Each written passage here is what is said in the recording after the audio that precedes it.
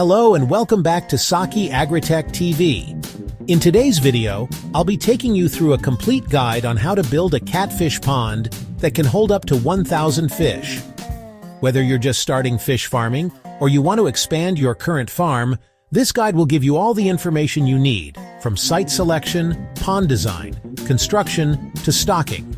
If you're new here, don't forget to subscribe and hit the like button so you can always get farming tips and tutorials. Let's get started. When it comes to fish farming, the very first step is choosing the right site for your pond.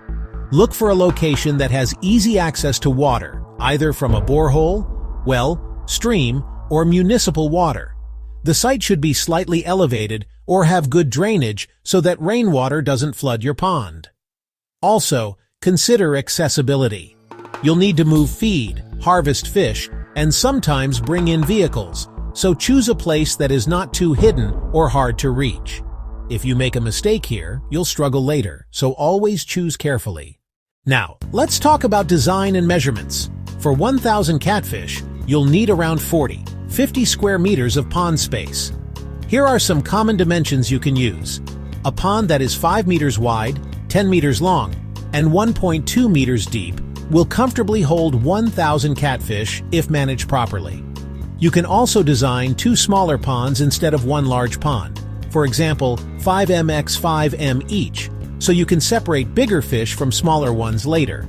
You can choose between 3 main pond types. 1. Earthen pond, cheap to construct, uses natural soil but requires good clay soil. 2. Concrete pond, durable, hygienic, good for commercial farms. 3. Tarpaulin tank, flexible, mobile, and best if you don't own land yet.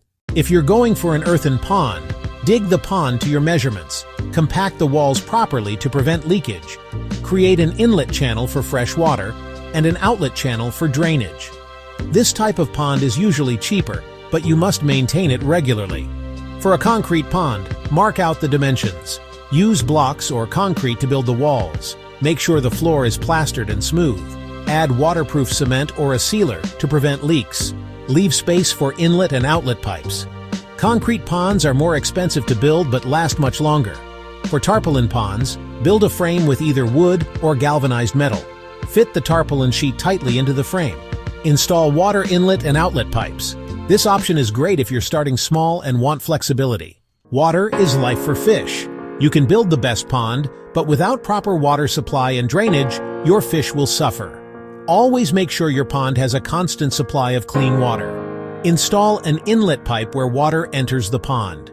Install an outlet or drainage pipe for dirty water. For catfish farming, it is important to change 25–50% of the pond water every week. This keeps the fish healthy and prevents diseases.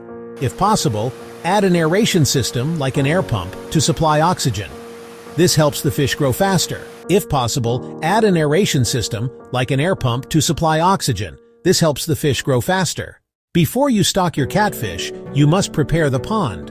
First, disinfect the pond using lime or salt. This kills harmful organisms. Fill the pond with water and allow it to settle for at least 3 to 5 days. Check the pH between 6.5 and 8 and temperature between 26 degrees Celsius and 30 degrees Celsius. Now comes the exciting part, stocking your pond with 1,000 catfish. Buy your fingerlings from a trusted hatchery so they are healthy and active. Stock at a density of about 8–10 fish per square meter. For a pond of 5m x 10m, 50 square meters, you can stock 1,000 fish safely. If you have multiple ponds, you can transfer bigger fish to one pond and smaller ones to another as they grow. Also, make sure to feed them with the right feed size as they grow, starting with 2 mm feed and moving up as they get bigger. And that's it. You now know how to build a catfish pond that can hold 1,000 fish.